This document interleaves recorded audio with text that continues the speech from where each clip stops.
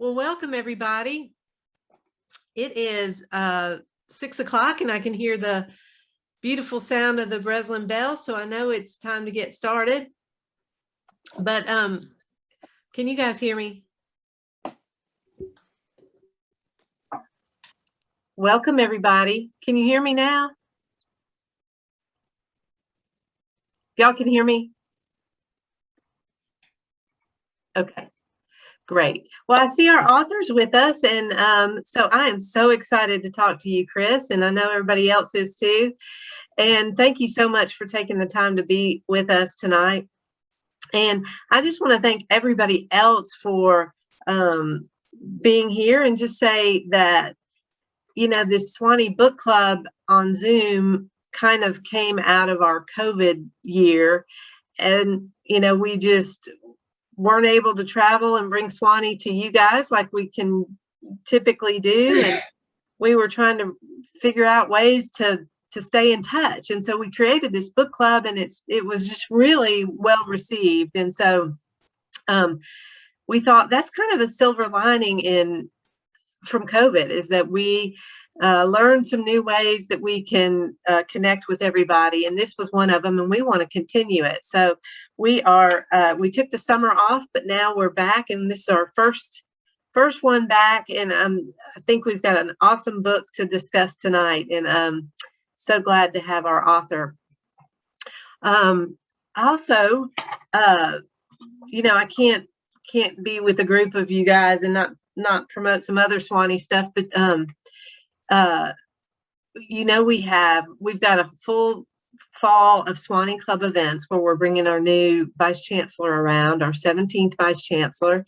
And so if we're coming to a city near you, we'll let you know. And but these events, what I love about them is that we don't have to be coming to your city. If you're in Oklahoma, you can connect with us. So I have to say that was a side of COVID that I really liked.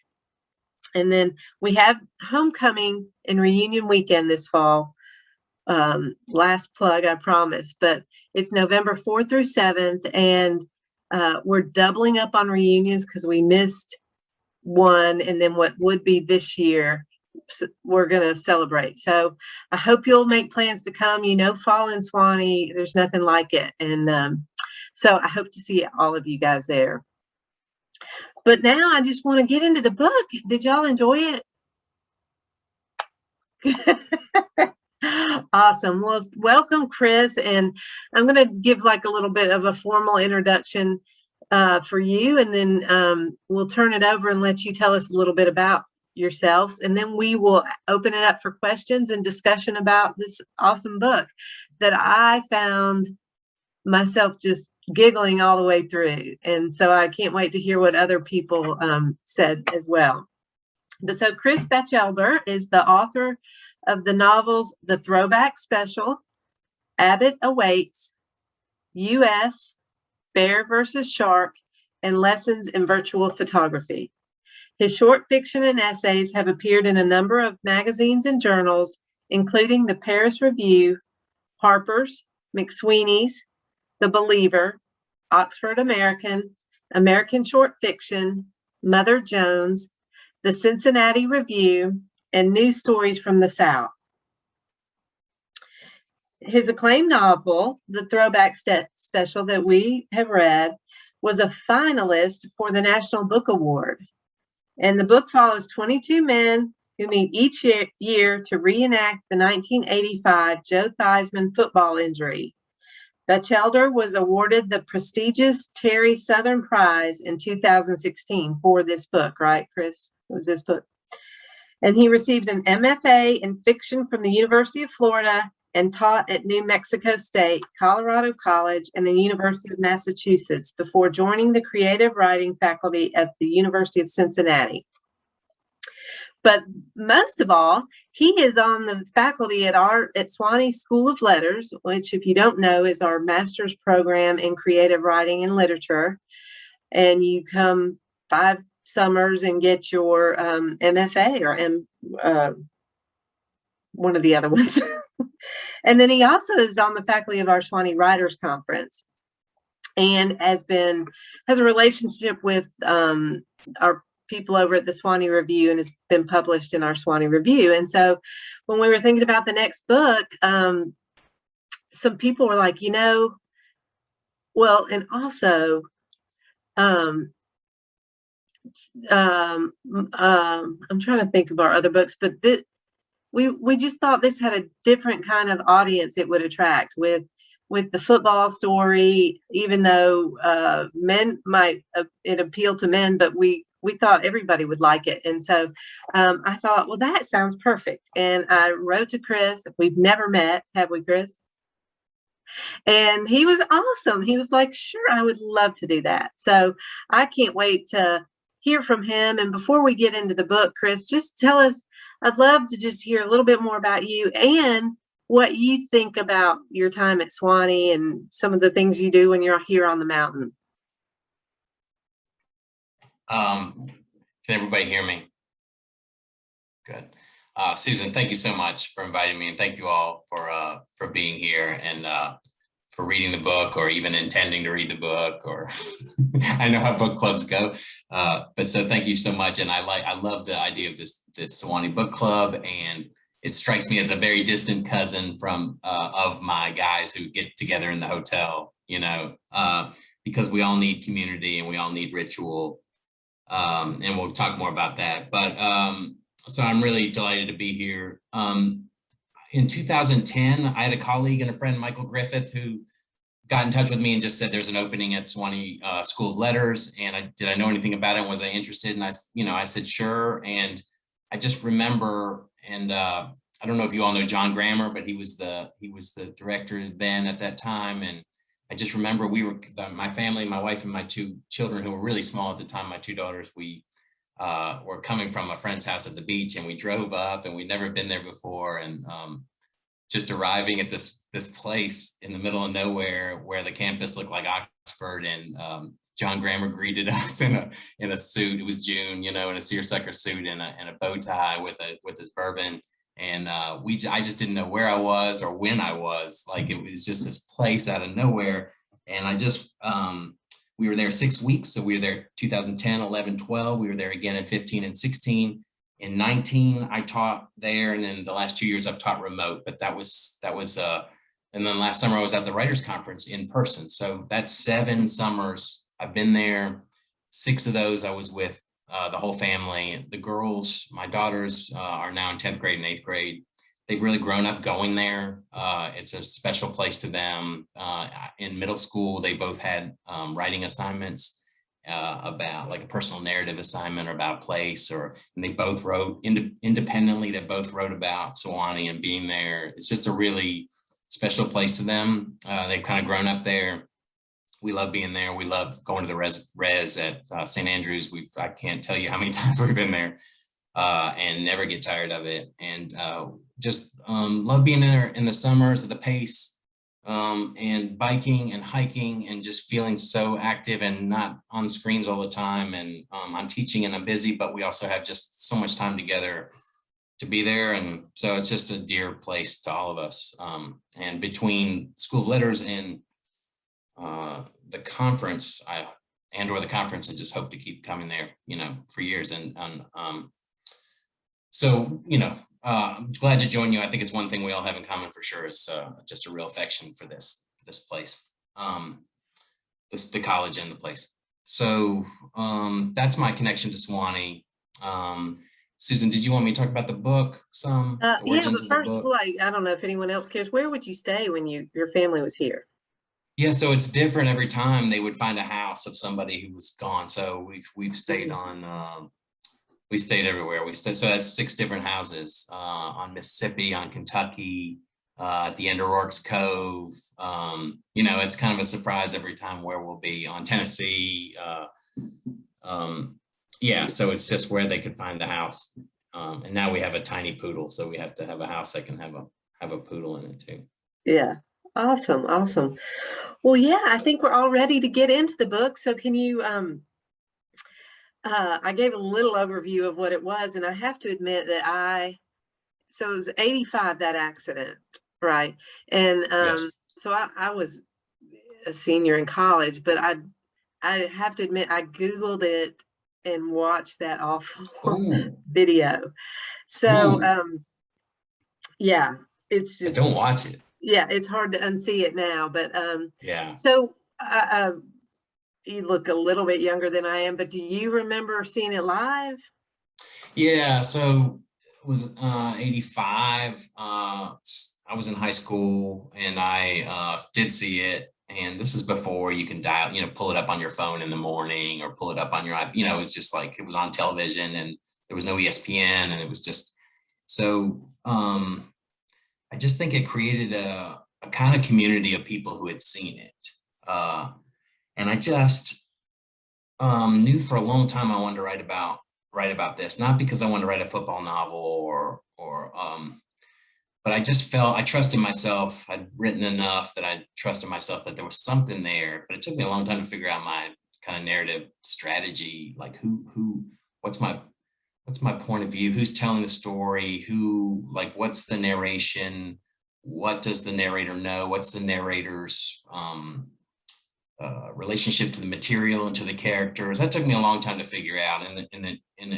There are elements of the play, and I watched the play over and over, but I watched it like I watched it like this. I'm pretty squeamish, so I watched it across the. I'd scoot my chair way back and had but I really studied the play, and there are elements of the play that interest me as a football fan. But what I came to understand is it was more about there was a sensation I had of meeting people who had seen it and the sense that we were in this kind of club of people who had seen it. But also I was interested in the tone, the way we talked about it or interacted, because it wasn't solemn. Like a terrible thing happened to Theismann that night, terrible, and I wouldn't wish that on anybody. But when I revisited it with people, it wasn't solemn. There was like a lot of energy there and a lot of like, so people might grab their leg and say they remembered it, but they would be smiling and laughing. And I don't think in a mean spirited way, it was just a way of like, there was a warmth to it that was interesting to me.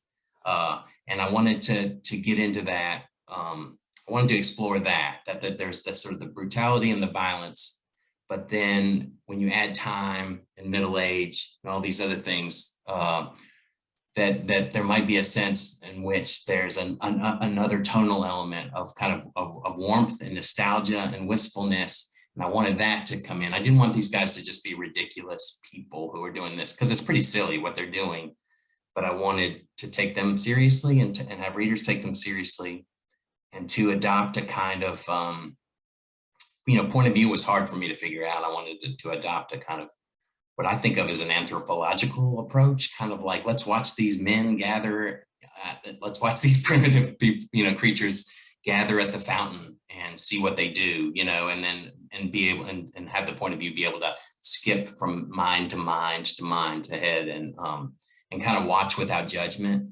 So it took a long time, but when I finally figured out, I kind of was interested in not just the play, but the play plus decades, the play plus community, the play plus this sense of ritual and tradition. And I'm sorry, I don't want to go on and on, but there was a time, my daughter who's in 10th grade now, so it was around the time when I was working on the book. So it was, 5 or 6 years ago.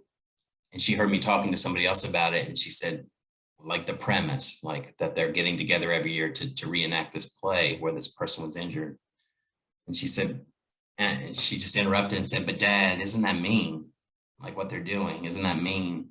And that was really interesting. It was like a clarifying moment for me. I could see how it would seem that way to her, but their instincts aren't mean at all. Their instincts are sort of religious, or, I think of it as kind of a religious book in a way, or a book about, ritual, kind of primitive ritual, almost to like appease the gods or something. Like they're, they do this every year. But so so it's just to say I wasn't that interested in like that they're not ridiculous, they're not mean, it's not mean spirited.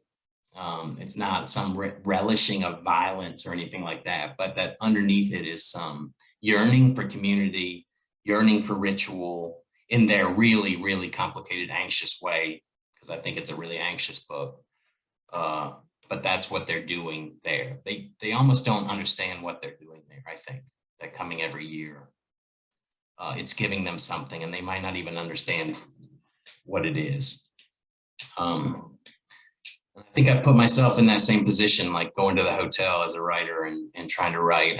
Maybe I didn't know why I was there either. I was tracking this premise, this silly premise in this football play. And then I realized as I went that it was more about these other things. And I guess I'll just say that I watched the replay so many times that I think that the players began to seem like they were taking on a role. Like they began to seem like they were playing a role. Like if you watch a replay enough, it's like they're going to do the same thing every time. And so at some point, and I can't even remember a track when that happened, but I had the idea of reenactment. But I think it was because of just repetitive viewing of the replay that they begin to seem like actors.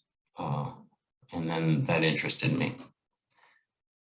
So and then, then the hard stuff of writing, but it took me just a long time to figure out what I earlier called narrative strategy, which is not just point of view, but like time, structure, who's telling the story, what's their relationship to the material, all that stuff.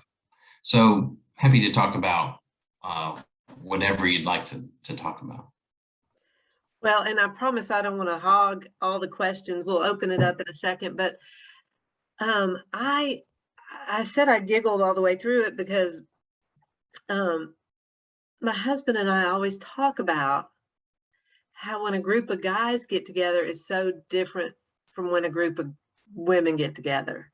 And like, I feel like, and I think you said it was more about the community, but they had this excuse of let's reenact this play the play. And, but like women have no problem saying, let's go to a beach weekend, or let's go to a spa weekend or a hiking weekend.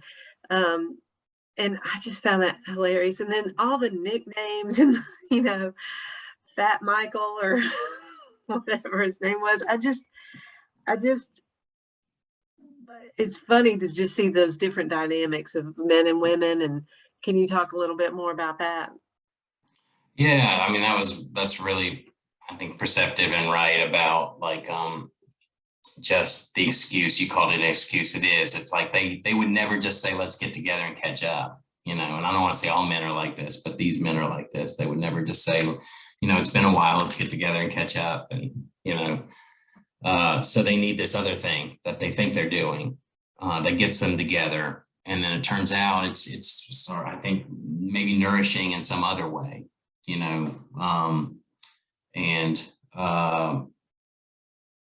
so, I mean, I had, whatever you see reviews and blurbs and stuff, and they're talking about like exploring American masculinity and the psyche of an American man or whatever like that. I mean, that is the farthest thing from anything I'd be interested in or wanting to do. I understand that that's what it's about. I'm not saying it's not, but like, the thought of sitting down to write a book that explores American masculinity is like, oh man, that nothing's going to get me up from my keyboard faster than that. Like, I have to have another way in for myself, another, hook or engagement. But I know it's, I mean, obviously it's really gendered and it's really exploring the way men interact, and the way that, I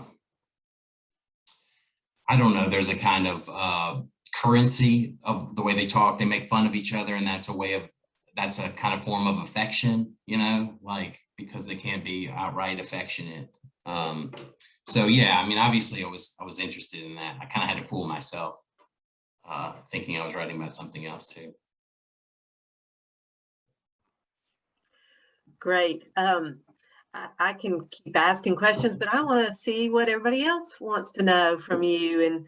And even like, I'm interested in where you set up to write, and we can maybe get to those kinds of questions. But pertaining to the book, who wants to know more about his style of writing or why he chose to do something? Allison? Yeah, I'd like to say that I just thought it was interesting the way you use sort of everyday things or events to launch into these men's characters, like the shoes and the sidewalk and the fountain and fancy drum. I mean, the list kind of goes on. The do not disturb signs. I love that piece, just to show us these men's characters as sort of using these things as a launching pad. But I was wondering if you had a particular character, Chris, that you felt a particular affection for, I guess, not necessarily identified with, but just enjoyed more than the others, perhaps. Thank you, Allison. And your other points are really perceptive, and it's really to the core of what was interesting me about the project, and what drew me to it is just writing about this somewhat mundane things, but really diving in to it. And every time I tried to introduce more plot or more urgency or more outside exterior pressure, it just it failed, because I couldn't do the small things I wanted to do. Right? If asteroids are coming to the Earth, I mean, I'm overstating it, but like if your premise is that asteroids are about to strike the Earth, you then can't talk much about somebody's shoes or fancy drum or the thing. So every time I tried to really think, whoa, it's a novel, I need some outside stuff. I need this to be, I would keep trying to, because I was thinking this is not enough for a book. I need to introduce some more stuff. But then I couldn't do the stuff I really wanted to do, which was just guys talking about their lives and about small things and really interested in objects. And anyway, so guys, so I mean, one thing that happens with books is you write them and then they're like gone. Like I'm just racking my brain for like who's in this book. It's weird how it's like gone. But like I know that like the book's pretty hard on George, the public librarian, but I do like him every time he's in a scene, he's on stage. And so I have a soft spot for him. My mom was a librarian and my sister was, and it seems like I'm making fun of librarians, and maybe I am, but I'm a writer. Of course I love librarians and libraries. So George, who's just so earnest, and drives everybody bonkers. But I do like George. He stands out to me. I have a question, and maybe it has to do with the fact that this is the Sewanee Book Club that got me thinking this way. But I got caught up in the parallels between the overall story and the Passion Play, which itself is a double entendre play on words, right? With Fat Michael being the Jesus character as Theismann. And I ended up, I admit, I ended up having to write them all down because I couldn't keep them straight, right? Okay. Wow. So, yeah. And but the different stages and things like the lottery becomes sort of the Last Supper, and the going and washing the jersey in the fountain becomes the washing of feet, and the fact that Fat Michael, once he's picked as Theismann, puts the helmet on and then carries that thing with him continuously until the game, like carrying the cross, and then he doesn't sleep. He spends the entire night running on the treadmill. So again, I don't know, this is like exploring American masculinity. I don't want to make this something it's not, but that's where I sort of ended up with it as I finished reading it. That's wonderful. I mean, I've never had somebody do that. I've never had somebody like go that far with that. So that was great to hear, Angela. It was really fun. That said, I wasn't explicitly up to that. Like, but I was up to like in the, I did have a sense earlier, about halfway through or 3/4 of the way through, like, oh, this is a religious book, to myself, like, oh, okay, so let me take control of that. And then, because the editor brain is different than the composing brain, and the editor brain saying, okay, and I think I added that scene with,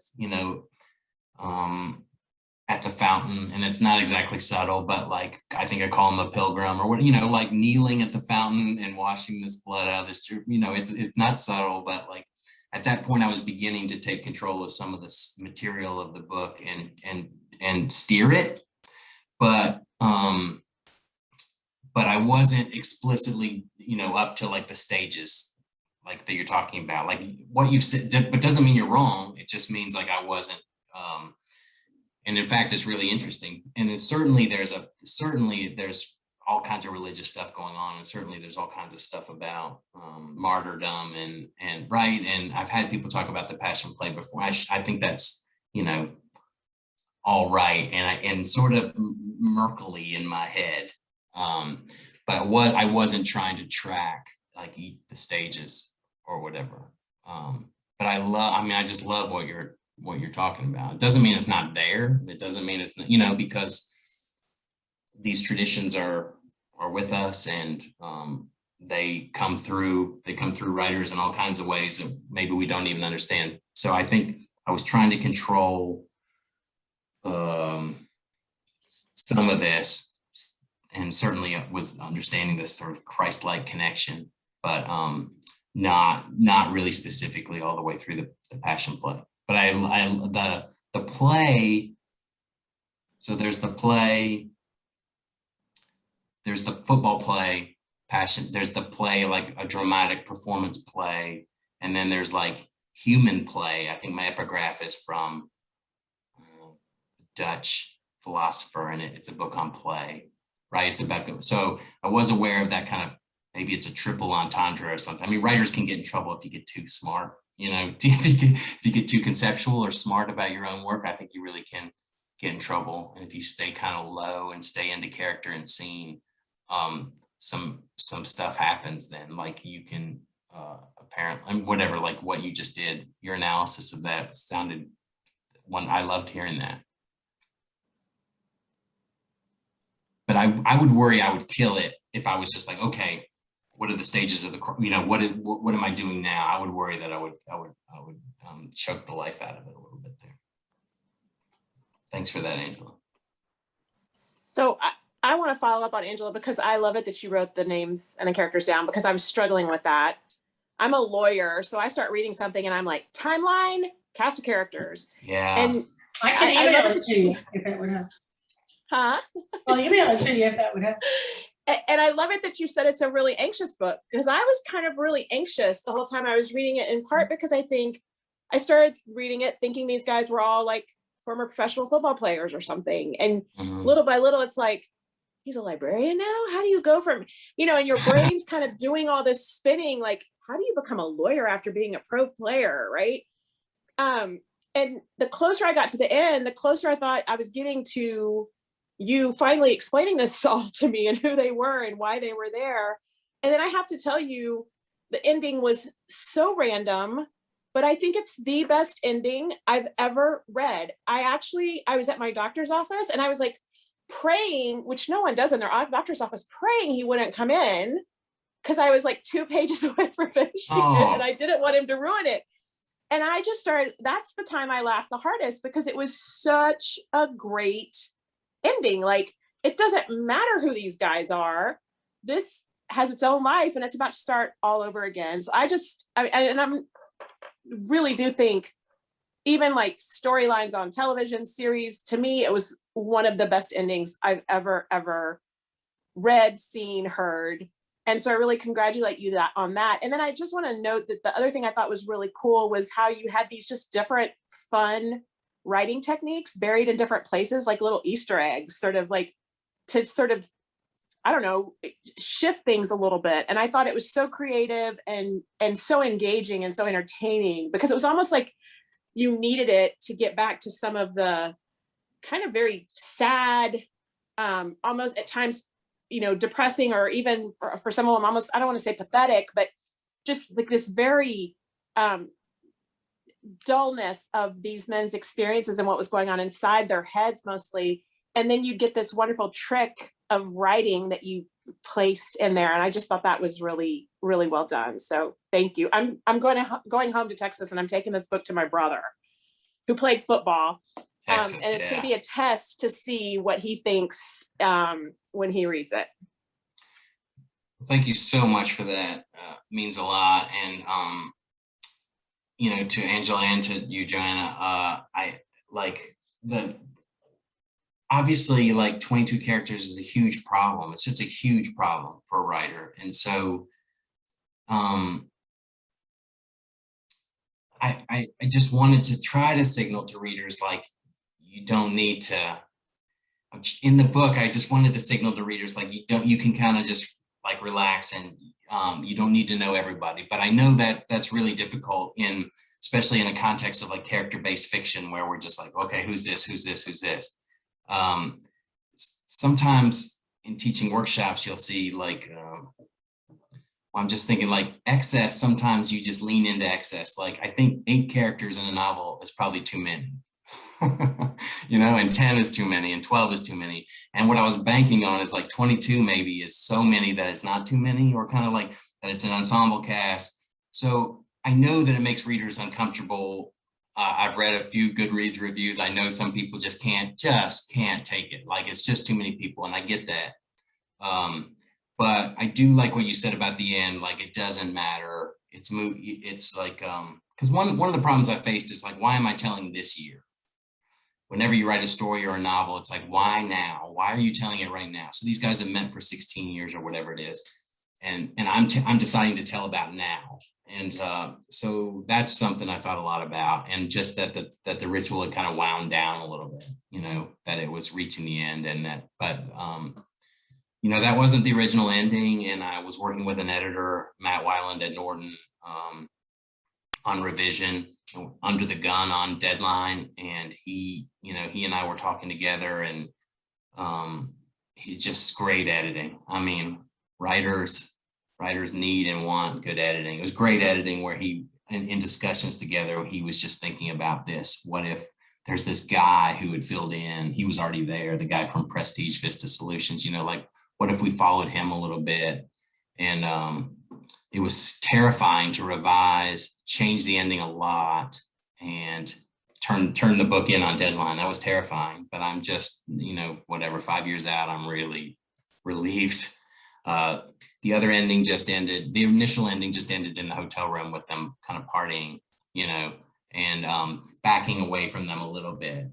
But I do like this point of view move to this guy going down the hallway thinking about what he would do with it.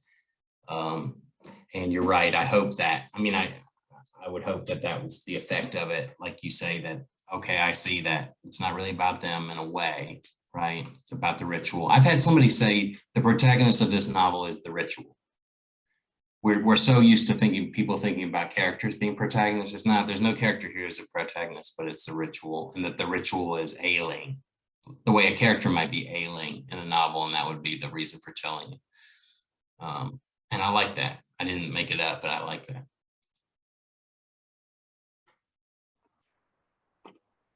Anybody else want to bring something up that they found interesting in the book?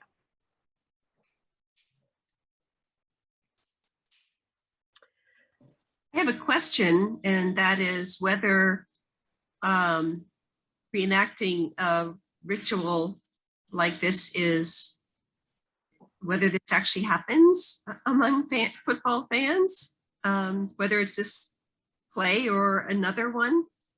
I learned what a flea flicker was. I never knew what that was, but is this something that really happens? That's a good question. So, and I'm glad you mentioned the flea flicker, because to me, that's one of the sort of poignant, when I go back and look at this play, it's really poignant that they were trying to do something kind of fancy.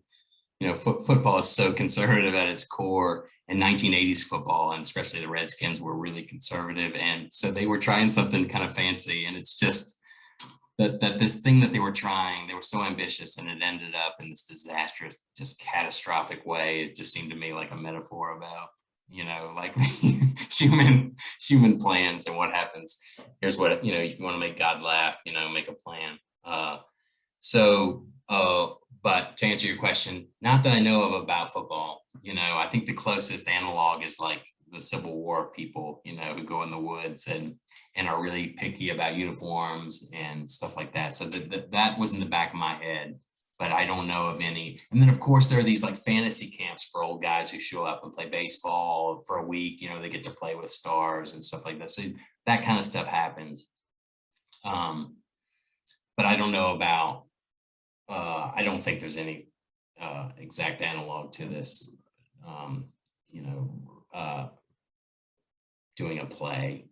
I mean, I think, you know, I at various points in my life have been in basketball games, like pick up basketball games. And I moved to Cincinnati and was with this group. And there's a way in which probably the book grew out of that too. It's just like a masculine community, you know, with its sort of mores, the sort of cultural, you know, things like, again, this kind of anthropological approach where it doesn't matter. And yet it doesn't really matter. And yet everybody pretends as if it does. You know, I think that's a kind of a key idea in the book. Like, this doesn't matter, but it and that book on play that I was talking about before talks about this too. Like, you can't have somebody in this kind of play who just says, this is dumb. This does, you know, you can't have anybody like, or you can't have anybody just not participate. Like, everybody has to be all in this sort of imaginative universe and pretend as if it matters. So I think that's part of what they're doing. Even though it's silly, they're all in. May I ask a question? Yes. I'm very curious about the criticism, both positive and negative, that I found for the book online. And I'm wondering what criticism was most useful to you? The reviews I'm specifically referring to. Yeah, that's a great question. I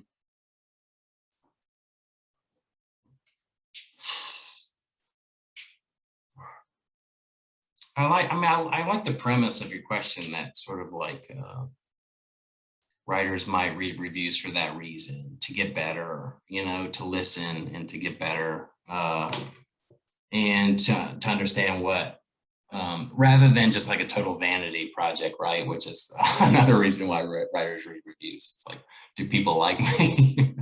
You know, am I lovable? So I love the premise of that question. I think, I mean, I'm honestly, what I ran up against the most is the question that was brought up. I mean, the issue that's brought up earlier about just the difficulty of keeping track of all these people. And I just feel like it was baked into the premise in a way, and I needed it to work. And there are ways that maybe like books teach you how to read them. You know, I think that's a sort of like a maxim of writing workshops. Books teach you how to read them. So like maybe some moves earlier in the book to help readers relax about trying to keep track of everybody. Because that seems to be the biggest sticking point.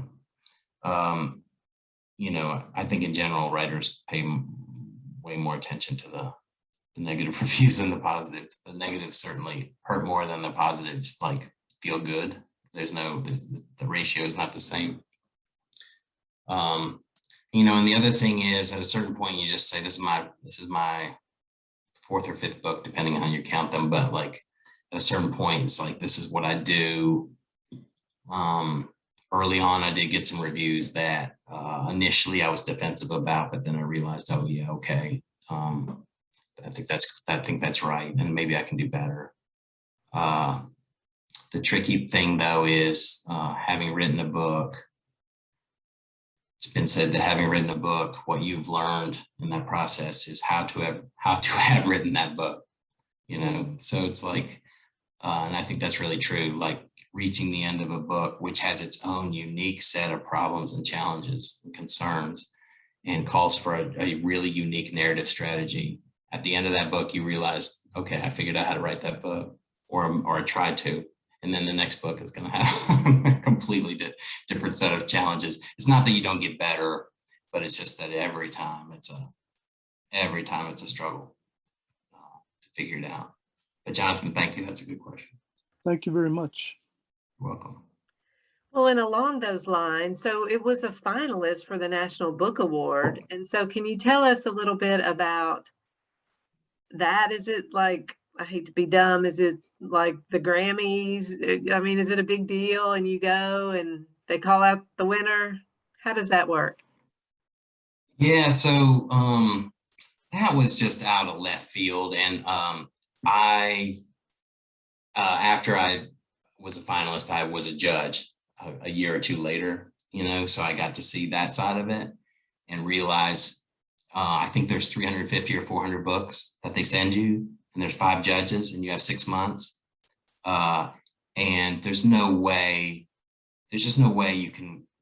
each person can get through the. I just understood the way in which there's a lot of negotiation, a lot of division of labor, and it's just a total, I'm not saying it's totally lucky, because I think all the books we sent up, we believed in and we liked, but it's this whole notion of saying like, what's the best book of the year or whatever. I mean, that's already like, what does that mean? But I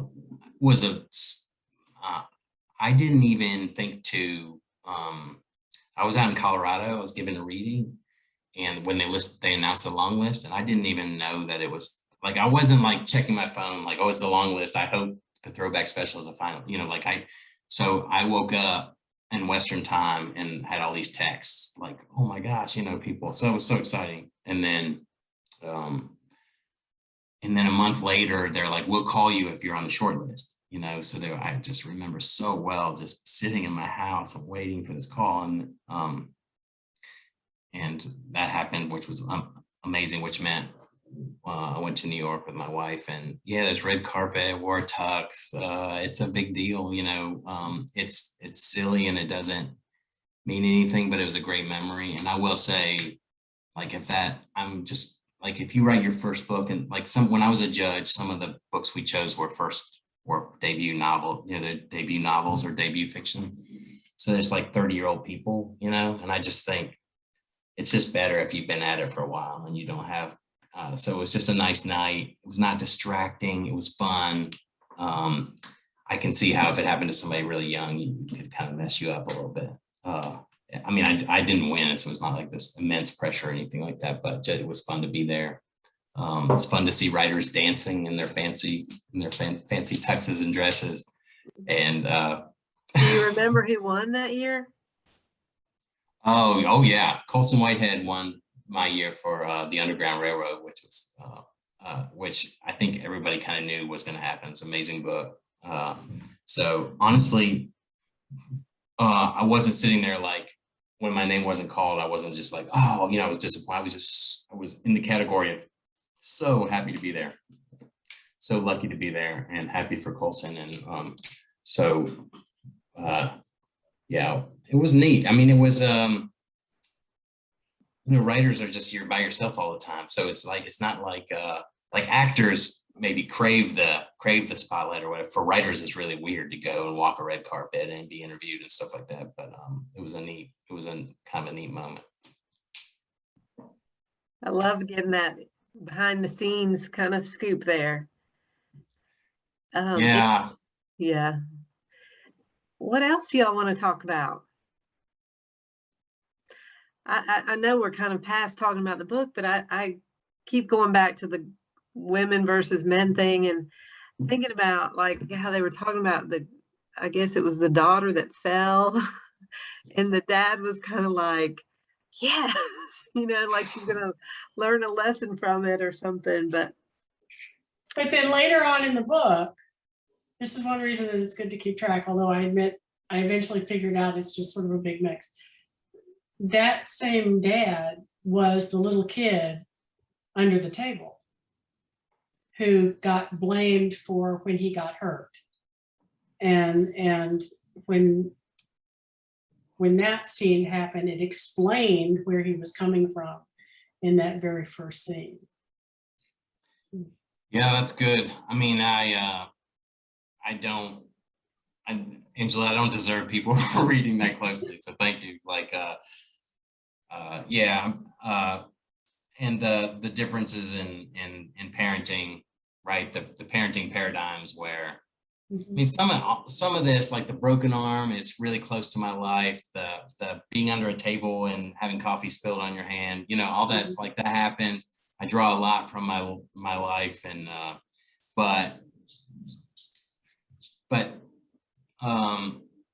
you know, like in my book Before Habit Awaits, which is about, it's really, really close to autobiographical material, but there's something about when it's filtered through a point of view or a consciousness and the tone is shifted a little bit or whatever, like there's no part of me that thought, there's no part of me that thinks either book is like autobiographical or memoirish or anything like that, because the material comes and it's filtered through, everything's exaggerated, right? So the dad's response to the kid's broken arm is not quite my response, thank goodness. Like, but it's dialed up, you know, it's dialed way, way, way up. So it's like it happened and there's a response, but it's not me. But yeah. Yeah, sorry about the commentary in the background. The other thing that I finally got my head around was there are a lot of startings and endings we don't know, right? We've got these 22 guys. We have no idea how they know each other.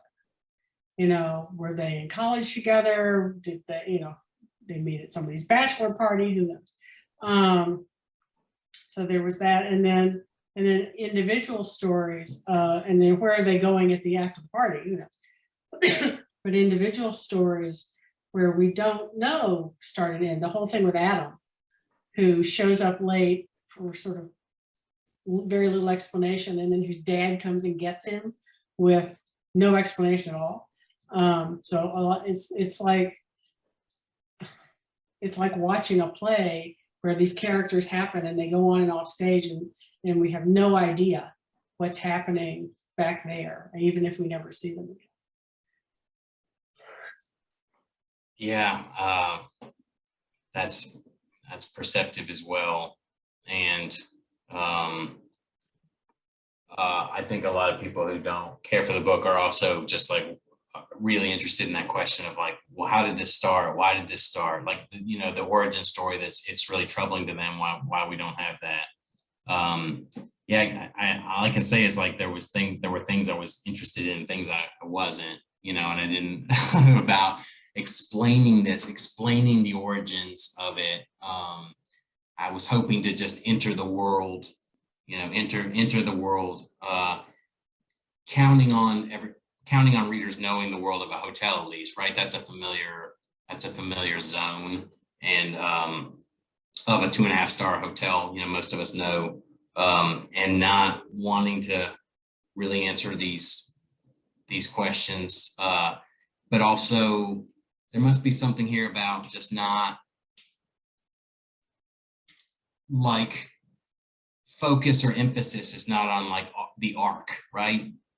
It's just in this, it's just these, it's the drama of these interactions over the weekend.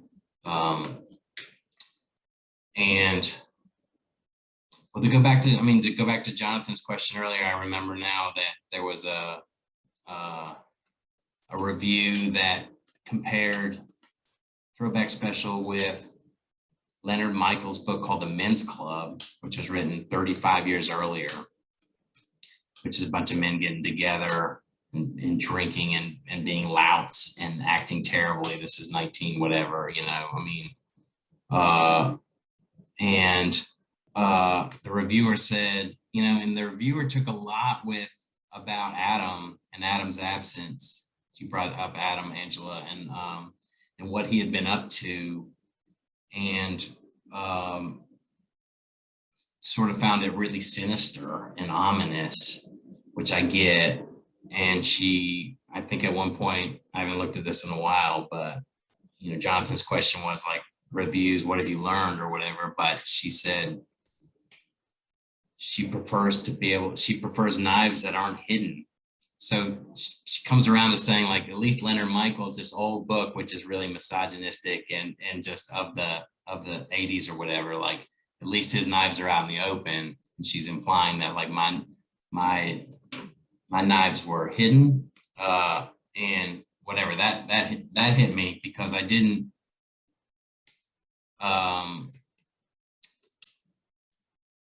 maybe I didn't pay enough attention to, because you said that it's truncated. We just have this, like when they come on stage, that's the zone we have. We don't have their beginning, we don't have their ending. So maybe I didn't pay enough attention to, like, in particular with him, like what's his deal, you know? What I was interested in is the way his dad came to fetch him, you know, the way he sort of like remained a sort of a child around his father, and that he had gotten into some sort of mysterious trouble. But I realized that that can look like really, really ominous in a gendered way, you know, in a troubling gendered way. Well, for me, it kind of added to the anonymity is not the right word, but the sort of everyman approach that they've got individual names and they've got individual stories, but really it's just this big mix of human experience, right? That they could apply to any of them at any level. Yeah. I mean, honestly, it comes from like, so it's a reverse engineering of like, okay, I got them all there, but what's the problem this year? Well, one problem is they don't have their conference room. So I'm trying to make things uncomfortable for them. That's what we do to our characters. We make things very uncomfortable. What do they want? And then we don't give it to them. We make it hard for them. So one thing is they love their conference room and they don't have it. The second thing is they don't have 22, you know, they have 20. So that came out of that, like reverse engineering, like what can I do to make this difficult for these guys? And that's how Adam came up. And then I pieced together this thing where he comes late and then leaves early. And that opens the door for the guy from Prestige Vista Solutions. And I mean, just for like about the mystery of writing and how weird writing is, like I wanted a name that I wanted a ridiculous name that you see on the side of a truck or something, like just 3 words together that don't make any sense, that we all like corporate naming. So it was just a great day at the writing desk because it was my first try, and I was like Prestige Vista Solutions, and I'll change it later if I don't want to, but like it seemed good and I stuck with it. And then, you know, the final scene where the play happens, boy, that's a problem for a writer. Like, how do you dramatize this scene? Like the whole thing's been leading up to this 6 seconds or this 5 seconds. Like there's a lot of pressure on the writer to like dramatize this. And so I'm not saying I came upon the best solution, but the solution came to me that like I would create some distance and create these people from Prestige Vista Solutions who are watching it and they're in the stands, and that just, I don't know, changes the frame and gets out, and we see these men in a different context. But then it occurred to me later that like Vista, like Prestige Vista Solutions, like that's the name I made up. And then they ended up being a Vista solution, like they ended up being my Vista solution. Like, how do I watch this play? You know, I mean, that's just totally coincidental, but like crazy. And it just goes to like when you're writing, you just create a lot of stuff early on, create a lot of inventory, and then that stuff can come back and help you later. Like, because I introduced these people who were also at the hotel, that they were there for me later on to help out.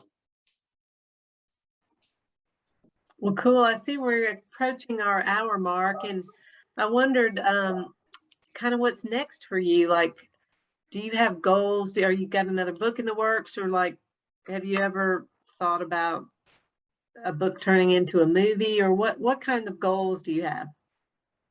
Oh, thanks.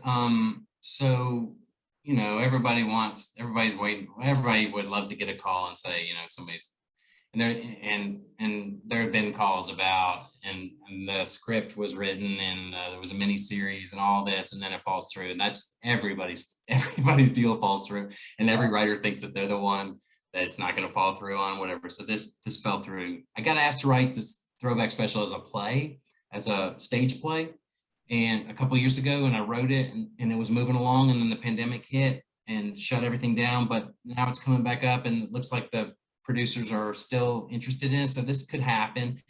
You can imagine the challenges of like the casting challenges of like, that's a lot of people on stage, and do we need that many people? And those questions will be answered. But that was really fun to write this as a play and to reimagine it, not to just try to say, okay, it's the novel put on a stage, but to reimagine it and think, what can this do that's differently? And I invented characters for that. So that's really fun. I hope that happens, because I think the collaborative aspect of that would be really, really interesting. And then very, very briefly, like during the pandemic, I have strange things. My wife's a poet, Jennifer Habel, and she and I have been working on a novel together, like collaborating, like shoulder to shoulder, like writing every sentence together. A really weird novel about Herman Melville and other stuff. So that's what I've been up to for a long time, and pretty intensely.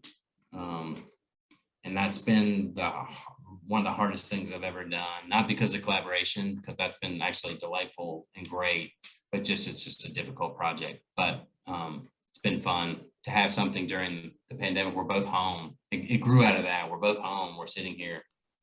And so we're trying to push our way to a draft of that. So that's what's going on. Well, fun. We look forward to it. And I think everybody would agree with me. You seem like such a cool guy. And I'm just so glad that you're connected to Sewanee in so many ways. And we look forward to seeing you around. But we just appreciate you taking the time tonight to be with us. And I have just enjoyed hearing all about it. Thanks, Susan. Thanks all of you. It was really delightful. Happy to be with you. Love Sewanee, and maybe we'll cross paths at some other time. But thanks so much for coming tonight. Awesome.